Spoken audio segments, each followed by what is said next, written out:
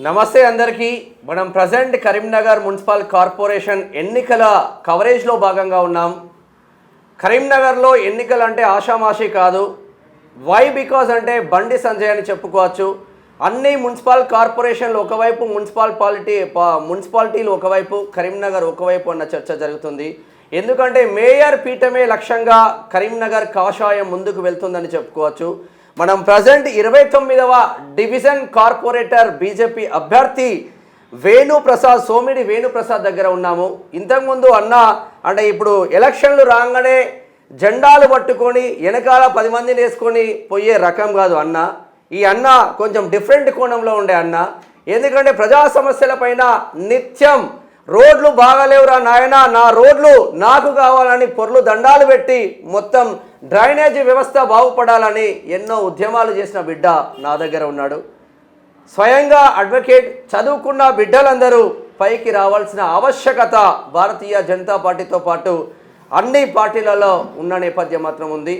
మంచి సబ్జెక్ట్ ఉన్న, కంటెంట్ ఉన్న బిడ్డ సోమిడి వేణుప్రసాద్ అన్న మన దగ్గర ఉన్నారు. ఒకసారి మాట్లాడే ఆ ప్రయత్నం చేద్దాం. అన్న, వెల్కమ్ టు ప్రజా వాయిస్. అన్న, ఎట్లా ఉందన్న డివిజన్లో? అంటే కొత్త ఏం కాదు మీకు ప్రజా సమస్యలు, ప్రజలతో మమేకమవడం కొత్త కాదు. ఒక అడ్వకేట్గా ఉన్నారు.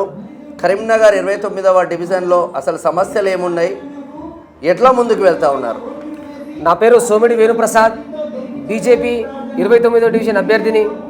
నాది క్వాలిఫికేషన్ MBA LLB అడ్వకేట్ని. గత 2014లో నేను ఇక్కడ నుంచి కంటెస్ట్ చేయడం జరిగింది. తర్వాత 2020లో కంటెస్ట్ చేయడం జరిగింది.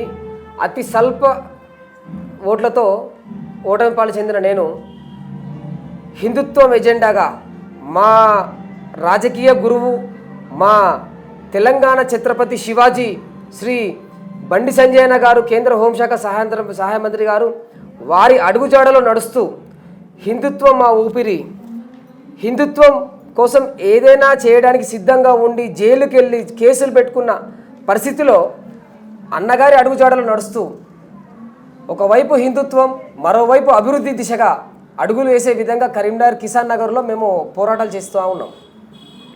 గతంలో ఇది ఒక వెనుకబడిన ప్రాంతం, స్లమ్ ఏరియా.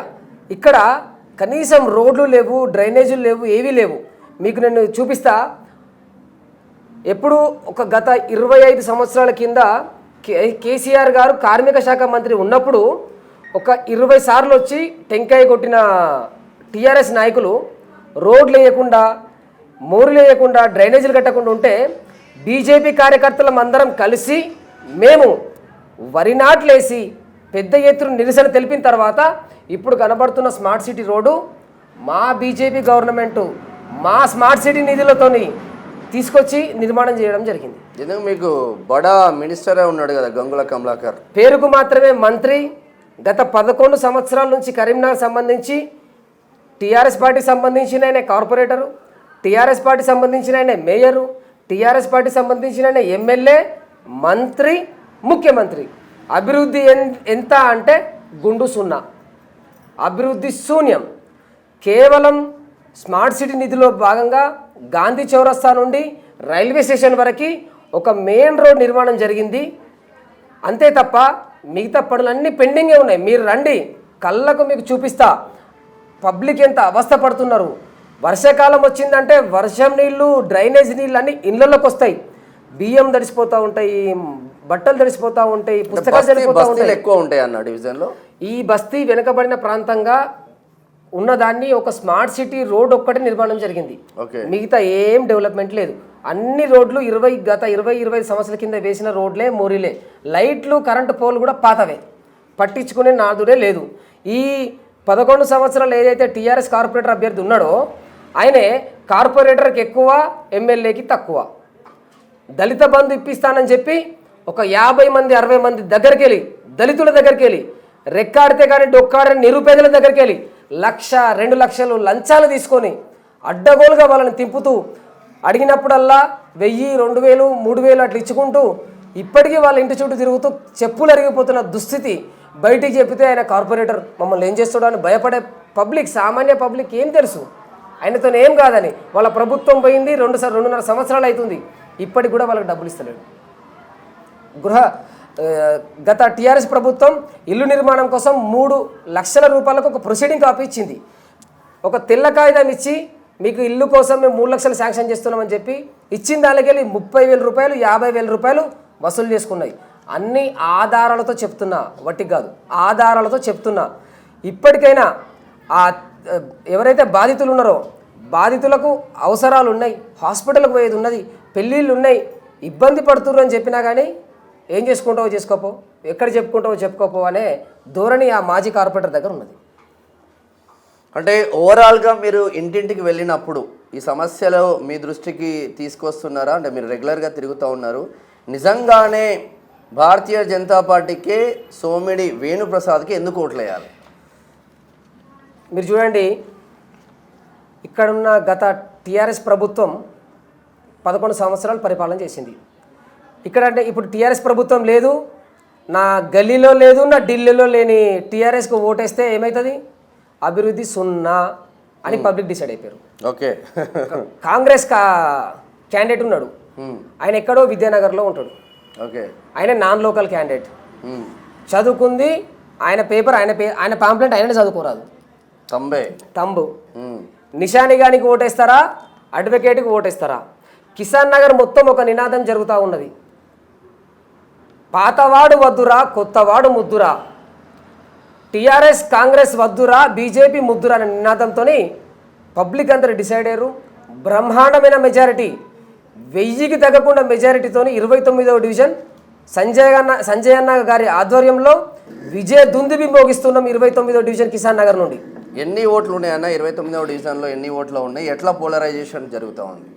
గత ఎన్నికల్లో 4500 ఓట్లు ఉండేను, అప్పుడు మనకు 3200 ఓట్లు పోలైనాయి.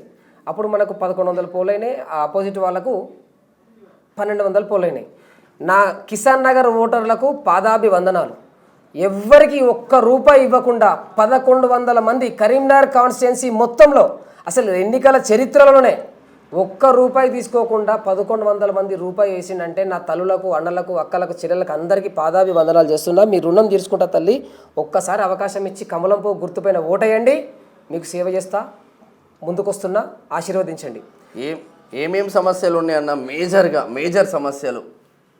నేను గత 15 సంవత్సరాల నుంచి నేను 29 డివిజన్లో పనిచేస్తూ ఉన్నా.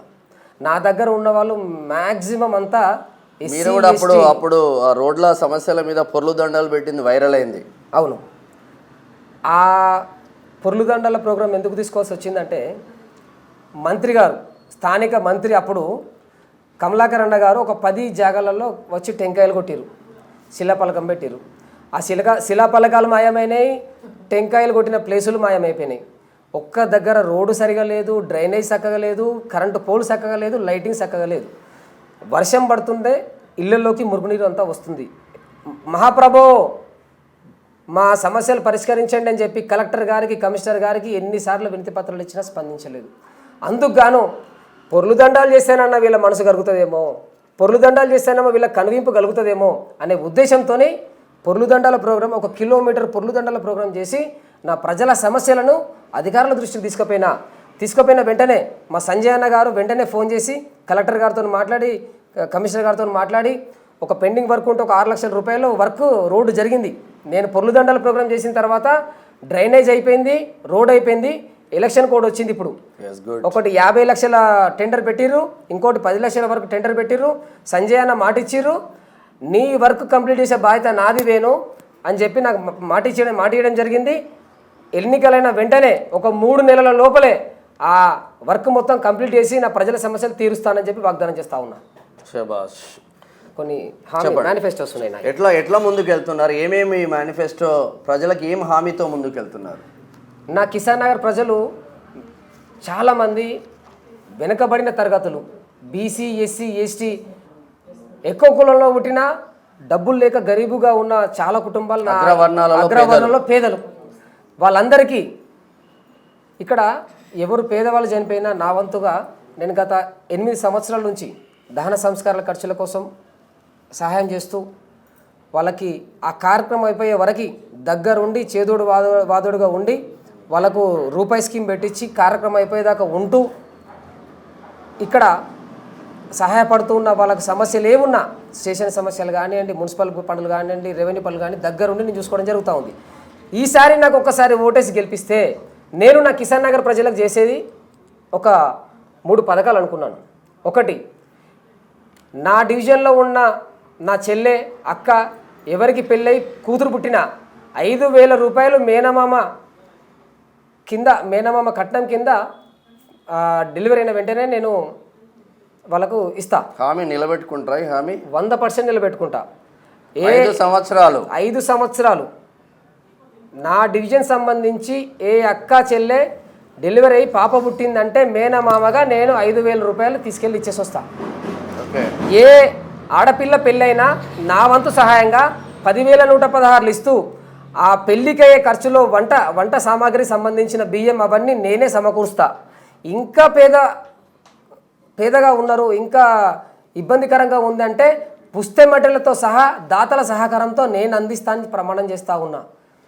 నా డివిజన్ సంబంధించిన వాళ్ళు ఇల్లు లేని వాళ్ళు ఉన్నారు, జాగా లేని వాళ్ళు ఉన్నారు.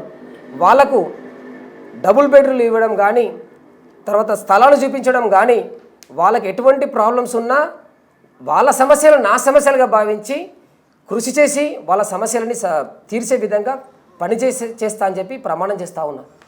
ఎస్, నిజంగా నాకు కూడా అద్భుతంగా అనిపిస్తుంది. ఎందుకంటే చాలా డివిజన్లు తిరుగుతూ ఉన్నాం, ఒక్కొక్కరు ఒక్కొక్క టైప్లో చెప్తా ఉన్నారు. బట్ ప్రజా కోణంలో మాత్రం ప్రసాద్ అన్న మాట్లాడుతున్న పరిస్థితి మాత్రం ఉంది అని చెప్పుకోవచ్చు. నా డివిజన్లో ఏ ఆడపిల్ల, నా అక్క చెల్లెళ్లకు ఆడబిడ్డ పుడితే 5,000 రూపాయల కానుకగా మేనమామ కానుక, పెళ్ళిళ్ళైతే 10,000 రూపాయలతో పాటు వంట సామాన్లు, అదేవిధంగా ప్రతి సమస్య పైన కొట్లాడే ధైర్యం ఒక అడ్వకేట్గా, లీగల్గా కావచ్చు, డైరెక్ట్గా కావచ్చు. నా డివిజన్ లాస్ట్ టైమే 100 ఓట్ల తేడాతో ఓడిపోయిన బండి సంజయ్ అన్న కేంద్ర మంత్రిగా ఉన్నాడు. 29వ డివిజన్ ఎందుకు, కిసాన్ నగర్ డివిజన్ ఎందుకు వెనుకబాటుకు గురవుతుంది? ఒకరికేమో అక్షరం ముక్కరాదు, మరి పాత వద్దు కొత్తే ముద్దు, నాన్ లోకల్ వద్దు లోకలే ముద్దు అన్న కొత్త ట్యాగ్ లైన్స్తో ప్రజా సమస్యలే వేదికగా ముందుకు వెళ్తున్న కమలం పువ్వు గుర్తు 29వ డివిజన్ కార్పొరేటర్ అభ్యర్థి సోమిడి వేణుప్రసాద్ అన్న నిజంగా గెలవాల్సిన ఆవశ్యకత మాత్రం ఉంది. ఎందుకంటే చదువుకున్న బిడ్డ, కొట్లాడే బిడ్డ, ప్రజా సమస్యలపైన ఇప్పటికప్పుడు నిలదీసే బిడ్డ, ఏ ఇష్యూ ఉన్నా కూడా అవసరమైతే కోర్టులో పిల్లేసి మీ సమస్యలను తీర్చే బిడ్డ మీకు అండగా ఉంటాడని మనస్ఫూర్తిగా నేను కూడా నమ్ముతున్నా. సార్, చూద్దాం ఎంతవరకు వెళ్తుందో. చాలా వరకు ఎస్సీ రిజర్వేషన్లలో తిరుగుతూ ఉంటే మొట్టమొదటిగా గెలిచేది 29వ వార్డు అని చెప్తా ఉన్నారు. మరి నిజంగా అంటే మేము తీసుకున్న గ్రౌండ్ రిపోర్ట్ ప్రకారం మొట్టమొదటి 29వ వార్డు గెలుస్తుంది అన్న, గెలిచి బండి సంజయ్కి కానుకగా ఇస్తుందన్న చర్చ మాత్రం జరుగుతూ ఉంది. మనస్ఫూర్తిగా గెలవాలని ప్రజా వాయిస్ కూడా కోరుకుంటుంది. కెమెరామెన్ సంతోష్తో మేడం శ్యామ్, 29వ డివిజన్, కరీంనగర్ నుండి.